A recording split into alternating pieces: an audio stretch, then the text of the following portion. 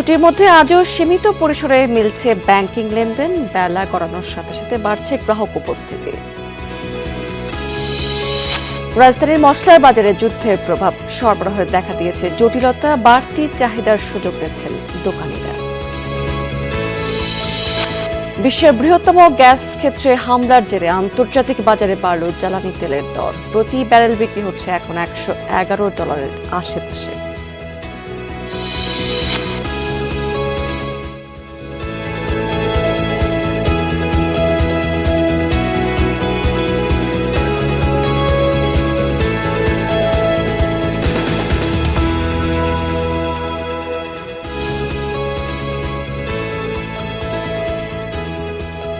এতক্ষণ শিরোনাম দেখছিলেন, এবার চলে যাচ্ছি পুরো খবর এবং পুরো সময় জুড়ে আপনাদের সাথে থাকবো আমি রাবেয়া স্মৃতি। টানা সরকারি ছুটির মধ্যে আজও শিল্প এবং বাণিজ্যিক অঞ্চলে সীমিত পরিসরে মিলছে ব্যাংকিং সেবা। লেনদেন শুরু হয়েছে সকাল 10টায়, চলবে দুপুর 1টা পর্যন্ত। তবে অফিস কার্যক্রম শেষ হবে দুপুর 2টায়। ব্যাংকাররা জানিয়েছেন যে পোশাক শ্রমিক কর্মচারীদের বেতন ভাতা পরিশোধ এবং রফতানি বিল ক্রয় কার্যক্রম নির্বিঘ্ন রাখতে এই উদ্যোগ নেওয়া হয়েছে। রেমিটেন্স সহ নানা ধরনের সেবাও মিলছে এখানে। গতকাল নির্বাহী আদেশে ছুটি ছিল এবং আজ থেকে শুরু ঈদের নির্ধারিত ছুটি। এই দুদিন গুরুত্বপূর্ণ শিল্প এবং বাণিজ্যিক অঞ্চলের ব্যাংক শাখা খোলা রাখা হয়েছে। ঢাকা মহানগরের আশেপাশে আশুলিয়া এবং সাভার, টঙ্গী এবং গাজীপুর, ভালুকা, নারায়ণগঞ্জ, চট্টগ্রামের বিভিন্ন শাখা খোলা রাখা হয়েছে। বেলা গড়ানোর সাথে সাথে গ্রাহক উপস্থিতি কিছুটা বাড়ছে। ব্যবস্থাপকরা জানিয়েছেন যে জোরদার করা হয়েছে তাদের নিরাপত্তা ব্যবস্থাও।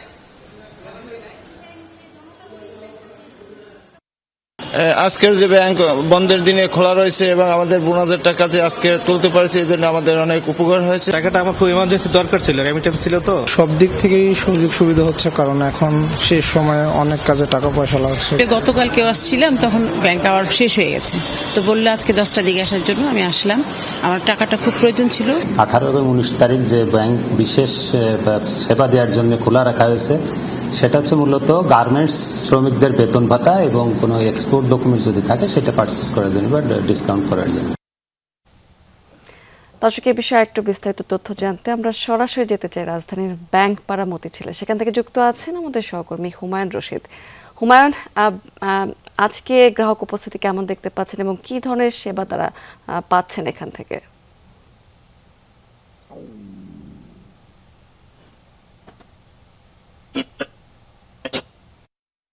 কিন্তু এখনো কিন্তু ব্যাংকগুলো কর্মচাঞ্চল্য, ব্যাংকগুলোর কার্যক্রম চলছে। আমরা মতিঝিলে বেশ কয়েকটি ব্যাংক ঘুরে দেখেছি, জনতা ব্যাংক, সোনালী ব্যাংক এবং এখন ডাচ বাংলা ব্যাংকে আছি। আমরা যেটি দেখছি যে সকাল থেকেই গ্রাহকদের একটি চাপ আছে, কিন্তু ব্যাংক কর্মকর্তারা যেহেতু পর্যাপ্ত রকমের সেবা দিয়ে যাচ্ছেন, তাই দীর্ঘ সারি বা কোনো গ্রাহককে অনেকক্ষণ ধরে বসে থাকতে আমরা দেখিনি। স্মৃতি, যে জিনিসটি হচ্ছে যে ঈদ সামনে রেখে আমদানি রপ্তানি যেন নিরবচ্ছিন্নভাবে করতে পারে। এছাড়া বিভিন্ন কারখানার বেতন বোনাসও দেওয়া বাকি রয়েছে। তাছাড়া রেমিটেন্সের একটি প্রবাহ ঈদের আগে পরিবারগুলোর জন্য আসে এবং ব্যক্তিভাবেও অনেক মানুষ, অনেক গ্রাহক টাকা উত্তোলন করে থাকেন। এই জন্য ঈদের আগের দুদিন বিশেষভাবে ব্যাংক খোলা রাখার নির্দেশ দেওয়া হয়েছে এবং 17 থেকে 23 মার্চ পর্যন্ত যে নৌবন্দর, স্থলবন্দর এবং বিমানবন্দর এলাকা রয়েছে, সেখানকার ব্যাংকগুলোকে ঈদের দিন বাদে বাকি দিনগুলোতে তাদের কার্যক্রম চালিয়ে যেতে বলা হয়েছে, যেন আমদানি রপ্তানি কার্যক্রমটাও খুব ভালোভাবে এই সময়টাতে চলতে পারে। আমরা বেশ কিছু গ্রাহকের সাথে কথা বলেছিলাম। একজন ক্ষুদ্র উদ্যোক্তা, তিনি বলছিলেন তার অধীনে 30 থেকে 40 জনের মতো মানুষ কাজ করেন। কোন একটি কারণে তিনি টাকাটা আগে উত্তোলন করতে পারেননি। এখন ঈদের এই সময় যদি ব্যাংক খোলা না থাকতো, তিনি যদি টাকা উত্তোলন করতে না পারতেন, তাহলে তার যারা কর্মী রয়েছেন তাদের বেতন এবং বোনাস তিনি দিতে পারতেন না। একটি গোটা 30-40 জন মানুষের ঈদের আনন্দ কিন্তু মাটি হয়ে যেত। তেমনইভাবে কথা বলছিলাম আরেকজন নারীর সাথে, তার স্বামী বিদেশে থাকেন, তিনি রেমিটেন্সে টাকা পাঠিয়েছেন এবং তিনি বলছেন যে এই রেমিটেন্সের টাকাটা যদি তিনি এখন না পেতেন, তিনি উত্তোলন করতে না পেতেন, তাহলে তার পরিবারের ঈদের আনন্দও ফিকে হয়ে আসতো। সেই ঈদের আনন্দ আসলে ঠিক সেভাবে তারা উদযাপন করতে পারতেন না। একই রকমভাবে আমরা নানা পর্যায়ে গ্রাহকের সাথে কথা বলেছি, যারা ব্যক্তিভাবে টাকা তুলছেন তারাও এখানে আছেন। তারা বলছেন যে ঈদে একটি খরচ রয়েছে, সেই খরচের টাকাটি আসলে উত্তোলন করতে হবে। এই জন্য এই যে বিশেষ দুদিন ব্যাংক খোলা রয়েছে, সকাল 10টা থেকে দুপুর 1টা পর্যন্ত যে লেনদেন করতে পারবে, এই জিনিসটিকে তারা সাধুবাদ জানাচ্ছেন। এবং এখানে আসলে যে জিনিসটা আমরা দেখতে পাচ্ছি, গতকাল যে দীর্ঘ সারি ছিল, আজ সেই ভোগান্তি অনেকটাই কমে এসেছে। আজ তারা নিরবচ্ছিন্নভাবে টাকা তুলতে পারছেন। স্মৃতি। হুমায়ুন, অনেক ধন্যবাদ আপনাকে। ঈদ এলেই বাড়ে মশলার দাম। লবঙ্গ, দারুচিনি, এলাচ সহ প্রচলিত বিভিন্ন গরম মশলার বাজার এমনিতেই চড়া থাকে। সবচেয়ে বেশি দাম বেড়েছে কিন্তু পেস্তা বাদাম, আলু বোখারা, কিশমিশ সহ বেশ কিছু আমদানি পণ্যের। বিক্রেতাদের দাবি যে বাড়তি চাহিদার পাশাপাশি মধ্যপ্রাচ্যের যুদ্ধ পরিস্থিতির প্রভাব পড়েছে এই মশলার বাজারে। এদিকে ভোজ্য তেলের দামে হেরফের না হলেও সরবরাহে দেখা দিয়েছে জটিলতা। মিলছে না 1 এবং 2 লিটারের বোতলজাত সয়াবিন তেল। ঈদ এলেই বাড়ে বিভিন্ন ধরনের মশলার চাহিদা। বছরের অন্যান্য মাসের তুলনায় এ সময় বেচাকেনা বৃদ্ধি পায় দ্বিগুণ। আর এই বাড়তি চাহিদার সুযোগে বরাবরের মতো অস্থির হয়ে উঠেছে মশলার বাজার। এর সাথে এবার যোগ হয়েছে মধ্যপ্রাচ্যের যুদ্ধ পরিস্থিতি। বিক্রেতাদের দাবি, বিভিন্ন ধরনের গরম মশলার বেশিরভাগই আমদানি হয় আফগানিস্তান, ইরাক, ইরান সহ মধ্যপ্রাচ্যের দেশ থেকে। যুদ্ধ পরিস্থিতির কারণে সরবরাহে বিঘ্ন ঘটার পাশাপাশি বাড়তি পরিবহন খরচের প্রভাব পড়েছে মশলার বাজারে। অন্যান্য গরম মশলার বাজার স্থিতিশীল থাকলেও পেস্তা বাদাম, আলু বোখারা, কিশমিশের মানভেদে কেজি প্রতি দাম বেড়েছে 400 থেকে সর্বোচ্চ 800 টাকা পর্যন্ত। দাম হলো মোটের উপরে বেশি, কিন্তু এর ভিতরে বেশি বাড়ছে হলো আপনার কিশমিশ, বখারা, এগুলো খুব বেশি বাড়ছে। অন্যান্য বছরের তুলনায় যেরকম দ্বিগুণ বাড়ে, 10 টাকা জিনিস 15 টাকা, 20 টাকা, 30 টাকা হয়ে যায়। এইবারে কিন্তু আল্লাহর রহমতে এরকম আমি এখন পর্যন্ত দেখিনি। পেস্তার দাম ছিল আপনার 3200, 3400 এরকম, এখন বর্তমানে চলতে আছে আপনার 3800 টাকা কেজি। আর কিশমিশ ছিল আপনার 820 টাকা, 30 টাকা, এখন কিশমিশ 850, 60 টাকা। আলু বোখারা ছিল আপনার 720 থেকে 30 টাকা ছিল, এখন আপনার আলু বোখারা আপনার পাইকারি চলতে আছে আমরা 1150 টাকা কেজি। যুদ্ধের কারণে আর কি ওষুধ দেখায় বলে যে কিশমিশ এগুলো হলো ইরানের পণ্য, আলু বোখারা, পেস্তা বাদাম এগুলো ইরানের মাল। তো এইগুলা বাজার অনেক বাড়তি। এক কেজি আলু বোখারা জায়গায় 400-500 টাকা বাড়ছে, কিশমিশ এক কেজিতে 200-250 টাকা বাড়ছে, পেস্তা বাদাম কেজিতে 500-600 টাকা বাড়ছে। এদিকে ভোজ্য তেলের খুচরা দামে তেমন হেরফের না দেখা গেলেও সরবরাহে তৈরি হয়েছে জটিলতা। 5 লিটারের বোতলজাত সয়াবিন পাওয়া যাচ্ছে, তবে চাহিদা মতো মিলছে না 1 ও 2 লিটারের বোতল। এতে বিপাকে পড়েছেন নির্ময়ের ক্রেতারা। খুচরা বিক্রেতাদের দাবি, ডিলার পর্যায় থেকে লাভের পরিমাণ কমিয়ে দেয় 1 ও 2 লিটারের বোতলজাত সয়াবিন তেল দোকানে তুলছেন না তারা। আগে লাভ দিত মিনিমাম 4 টাকা, কিন্তু এখন লাভ কমাই দিছে, তেলের সরবরাহ কমাই দিছে। আপনার তেল মানে যা অর্ডার দিই তা পাই না। সাপ্লাই আছে, আমাদের যে প্রমিটিত কোম্পানি এখন কোনো লাভ দেয় না, গায়ে রেট আমরা মাল কিনে আনতে হয়। এই জন্য আমরা 1 লিটার 2 লিটার তেল রাখি না। 1 লিটার একটা তেলে 2 টাকা লাভ, লেবার দিয়ে আনতে গেলে ওই লাভটুকু চলে যায়, আমরা 2 লিটার রাখি না। স্বাভাবিক আছে সেমাই লাচ্চা ও চিনির বাজার। মানভেদে 200 গ্রাম প্যাকেটের লাচ্চা সেমাই মিলছে 40 থেকে 60 টাকায়। মাসুদুজ্জামান রবিন, যমুনা নিউজ, ঢাকা। ঈদকে সামনে রেখে চাহিদা বেড়েছে পোলার চালের, যার সুযোগ নিচ্ছেন এক শ্রেণীর অসাধু বিক্রেতারা। হঠাৎ করেই বাড়িয়েছেন দাম। মানভেদে সব ধরনের পোলার চালের দাম খুচরা পর্যায়ে কেজি প্রতি বেড়েছে 15 থেকে 30 টাকা পর্যন্ত। বাজার নজরদারিতে প্রশাসনের দুর্বলতাকেই দায়ী করছেন ক্রেতারা। দীর্ঘদিন স্থিতিশীল থাকলেও ঈদকে সামনে রেখে কিছুটা অস্থির পোলার চালের বাজার। শুধু প্যাকেটজাত চালই নয়, স্থানীয় বাজারে খোলা বাসমতি চালের দামও বেড়েছে। কেজি প্রতি বেড়েছে 20 থেকে 25 টাকা। বর্তমানে বাজারে ভালো মানের বাসমতি চাল বিক্রি হচ্ছে 150 থেকে 155 টাকা কেজি দরে। কেজিতে 30 টাকা বেড়ে চিনি গুঁড়া চাল বিক্রি হচ্ছে 150 টাকায়। কিছুদিন আগেও যে প্যাকেট 1 কেজি চাল বিক্রি হতো 160 টাকায়, এখন সে দর বেড়েছে 15 টাকা বেশি। পোলাও মাংসটা তো সবাই খাবে, কিন্তু এইভাবে দাম বাড়লে কিভাবে খাইবো মানুষ? আমরা তো সাধারণ মানুষের আমাদের অনেক সমস্যা। এর আগের মাসে ছিল আপনার 160 টাকা, আমরা বিক্রি করছি 150, এখন বিক্রি করা লাগতেছে আপনার 160 টাকা করে। সেক্ষেত্রে আপনার বর্তমানে একটু পোলার চালের দাম একটু বাড়তি আছে। পোলার চালের দাম বাড়ার কারণ হলো মিলারদের ভাষ্য হলো যে কি এটা এক্সপোর্ট হইতেছে বর্তমান বাজারে চাল কম আছে, আর ছোট ছোট মিলের কাছে চাল নাই, যাদের কাছে আছে সীমিত পরিমাণ আছে। রোজার মাঝামাঝি সময় থেকে চলছে দাম বৃদ্ধির ঘটনা, তবে আড়তদারদের দাবি বন্ধ আছে আমদানি, কমেছে উৎপাদনের পরিমাণও। এই ঈদে কোনো ঘাটতি হবে না, কিন্তু দাম যেহেতু এটা 1 বছর মানে চালাতে হয়, সেই ক্ষেত্রে দামটা একটু বেশি হবে। বিদেশের কাছে ধান নাই, না থাকার কারণে এখন বাজারে চাহিদার চেয়ে আমদানি কম। দাম বৃদ্ধির জন্য নজরদারির দুর্বলতাকেই দায়ী করছেন ক্রেতারা। তাদের অভিযোগ, বাড়তি চাহিদার এই সুযোগ নিয়ে কিছু অসাধু ব্যবসায়ী দাম বাড়িয়ে দিয়েছে। ঈদের সময় সবাই তো মোটামুটি বাসায় একটু পোলাও রান্না করবে, এরকম চিন্তা ভাবনা সবারই থাকে, কিন্তু দাম বাড়লে তো এভাবে আর হয় না। বাজার মনিটরিংটা একটু যাতে জোরদার করা হয়, যাতে মানুষের দুঃখ কষ্টটা কমে, সেটার দিকে নজর দেওয়ার জন্য। এদিকে রাজধানীর পাশাপাশি কুষ্টিয়ার বাজারেও একই চিত্র দেখা যাচ্ছে। রমজান শুরুর আগে যে বাসমতি চালের দাম ছিল 120 টাকা কেজি, বর্তমানে তা বেড়ে দাঁড়িয়েছে 140 থেকে 145 টাকা কেজি। শাজদিন অন্তরা, যমুনা নিউজ, ঢাকা। ঈদ একেবারে দোরগোড়ায়, শেষ সময় বাকি থাকা কেনাকাটা সেরে নিচ্ছেন এখন ক্রেতারা। দোকানগুলোতে সব বয়সী মানুষের উপচে পড়া ভিড়, সকাল থেকে মধ্যরাত পর্যন্ত চলছে তাদের বেচাকেনা।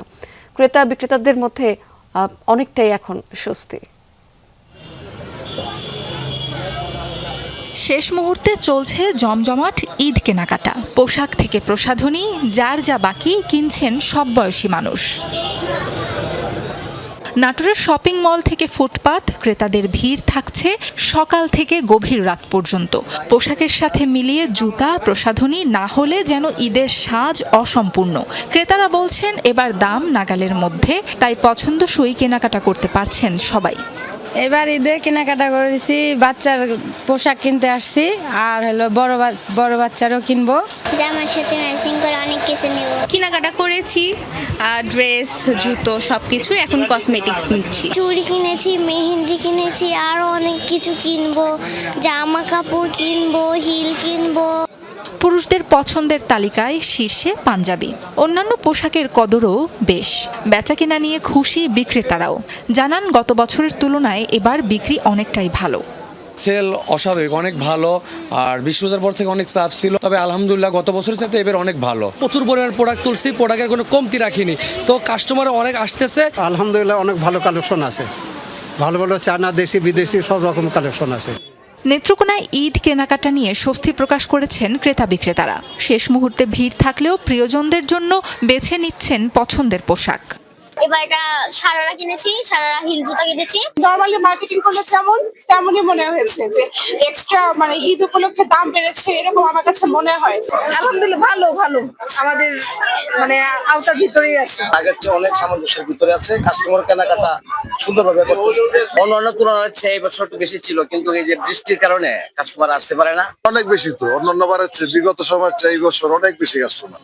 বাজারে অপ্রীতিকর ঘটনা এড়াতে মাঠে রয়েছেন আইন শৃঙ্খলা বাহিনীর সদস্যরা। দৃশ্যমান দেখবেন আমাদের পুলিশ সদস্য ইউনিফর্মে ডিউটি করছে এবং সাদা পোশাকে ডিউটি করছে, যাতে করে কোনো ধরনের ডেভিয়েশন না হয়, কোনো ধরনের ক্রাইম না ঘটে।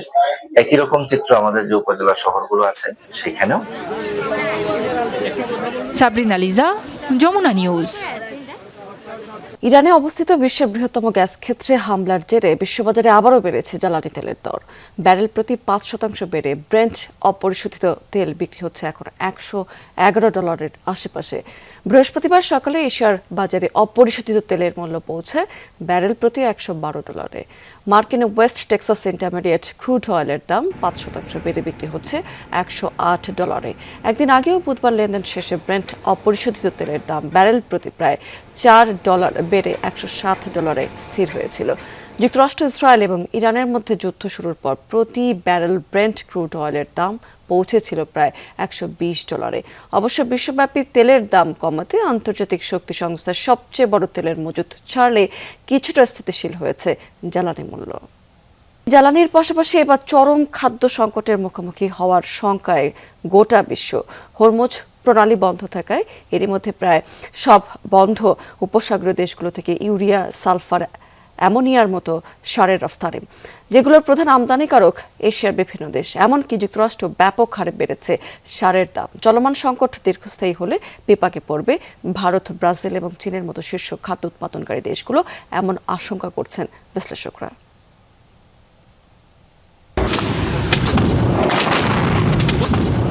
মধ্যপ্রাচ্য যুদ্ধের জেরে ব্যাপক জ্বালানি সংকটে জর্জরিত বিশ্ব। এরই মাঝে দানা বেঁধেছে নতুন এক শঙ্কা। দীর্ঘমেয়াদী সংঘাতের প্রভাবে বিশ্বব্যাপী দেখা দিতে পারে চরম খাদ্য সংকট। হরমুজ প্রণালীর পথ দিয়ে ফসল উৎপাদনে ব্যবহৃত বিশ্বের মোট ইউরিয়া সারের অর্ধেকের বেশি রফতানি করে উপসাগরীয় দেশগুলো। নৌপথটি দিয়ে জাহাজ চলাচল বন্ধ থাকায় এরই মাঝে এসব দেশে তলানিতে ঠেকেছে ইউরিয়া সহ অন্যান্য সারের সরবরাহ। ইরানের ড্রোন হামলায় ব্যাপক ক্ষতিগ্রস্ত হওয়ার খবর মিলেছে জ্বালানি প্রতিষ্ঠান কাতার এনার্জির। শোধনাগারটি থেকে সার তৈরির প্রধান কাঁচামাল লিকুইড ন্যাচারাল গ্যাস সরবরাহ স্থগিত থাকায় প্রায় বন্ধের পথে ভারত, বাংলাদেশের মতো দেশগুলোর সার উৎপাদন। এদিকে চলমান এই সংকটের উত্তাপ ছড়িয়েছে খোদ যুক্তরাষ্ট্রেও। কাঁচামাল সংকটে সার উৎপাদন ও সরবরাহ প্রায় 25% কমিয়ে দিয়েছে দেশটি। আন্তর্জাতিক পণ্যমূল্য বিষয়ক সংস্থা এগার্সের তথ্য মতে সম্প্রতি দেশটিতে প্রতি মেট্রিক টন ইউরিয়ার দাম ছাড়িয়েছে $700, যা গেল বছরের তুলনায় প্রায় 60% বেশি। বিশ্লেষকদের শঙ্কা, হরমুজ প্রণালীর পথে জাহাজ চলাচলের বাধা দীর্ঘস্থায়ী হলে স্থবির হয়ে পড়বে বিশ্বের সার বাণিজ্যের প্রায় 1/3। বিশ্বব্যাপী সার রফতানির এই বাধা চলমান থাকলে দ্বিগুণেরও বেশিতে গিয়ে ঠেকবে ইউরিয়ার পাশাপাশি নাইট্রোজেন, ফসফেট, অ্যামোনিয়ার মতো সারের দাম, যার জেরে বিপাকে পড়বে ভারত, ব্রাজিল ও চীনের মতো শীর্ষ খাদ্য উৎপাদনকারী দেশগুলো। সাবরিনা নুসরাত, যমুনা নিউজ। দর্শক, এই ছিল বিজনেস টুডে এখনকার আয়োজনে। এতক্ষণ সঙ্গে থাকার জন্য ধন্যবাদ আপনাদের সবাইকে।